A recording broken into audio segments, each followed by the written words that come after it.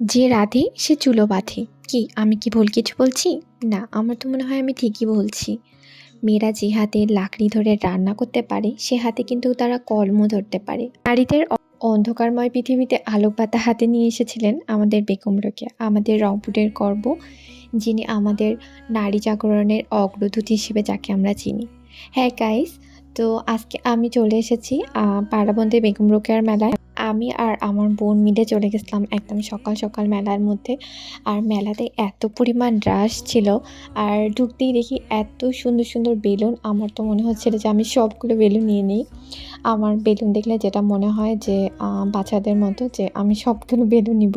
তো আমার বোন আমাকে বেলুন নিতে দেয়নি, ও আমাকে টানতে টানতে নিয়ে এসে মেলার ভিতরে বলছে যে তুই পরে নিস।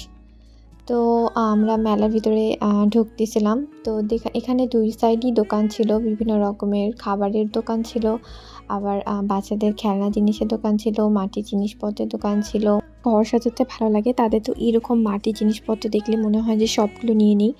তো আমারও এরকমই অবস্থা, তো আমার দেখলে মনে হয় যে আমি সবগুলো নিয়ে নিই। আর এখানে এত রিজনেবল প্রাইসে ছিল, অনেক দাম কম ছিল। কাঁকড়াগুলোর দামও অনেক কম ছিল, কাঁকড়াগুলো অনেক সুন্দরও ছিল, আমার অনেক ভালো লাগলো। তো আমি এখান থেকে 2টা কাঁকড়া নিয়ে নিই।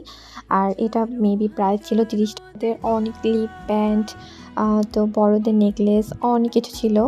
তো এখানে প্রিয়জনকে গিফট করার জন্য অনেক জিনিস ছিল। তো যারা প্রিয়জনকে গিফট করতে চাও তারা এসে নিয়ে নিতে পারো।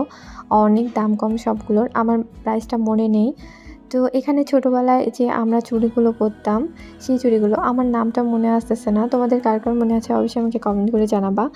আর এখানে যে এই দোকানে কাঁকড়াগুলো অনেক কম ছিল, মাত্র 20 টাকা করে ছিল। তো এখান থেকে আমরা 2 পিস নিয়ে মেলার মধ্যে এসে আমি তো ভাবছিলাম যে আমি শুধু একাই বেলুনের জন্য পাগল হয়ে গেছি, বাট এখানে দেখো একটা বাবু, ও আমার মতো সেম একই অবস্থা। আমরা মেলার মধ্যে ঘোরাঘুরি করতেছিলাম আর আমি একটু করে ভিডিও ক্লিপ নিয়ে রাখতেছিলাম। সে আর চুড়ি কিনবো না সেটা তো হতেই পারে না, আমার তো চুড়ি কিনতেই হবে। আমার যতই বাড়িতে চুড়ি থাক, আমি মেলায় গেলে চুড়ি দেখলেই পাগল হয়ে যাই। আমার বাসায় অনেক কালারের রেশমি চুড়ি আছে, বাট তাও আমার মেলাতে গেলে চুড়ি না কিনলে আমি মন থেকে শান্তি পাবো না, যে মনে হবে যে আমি কিছুই নিইনি।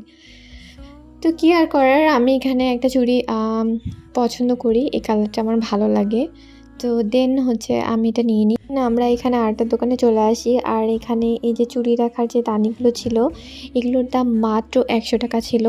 আর এগুলো যদি আমরা বাইরে কিনতে চাইতাম তো দেখা যাইতো যে 250 এরকম 200 লাগতো। এখান থেকে আমরা 2টা চুড়িদারি নিয়ে নিই। আর ও আবার বলতেছিল যে ওটা যদি একটু লম্বা ছিল, তো বলতেছিল ওটা ছেলে আমারটা হচ্ছে মেয়ে, তো আমরা এই দুজনের বিয়ে দিয়ে দিব। দেওয়ার পরে নাকি ও আমার মেয়েকে নিয়ে যাবে।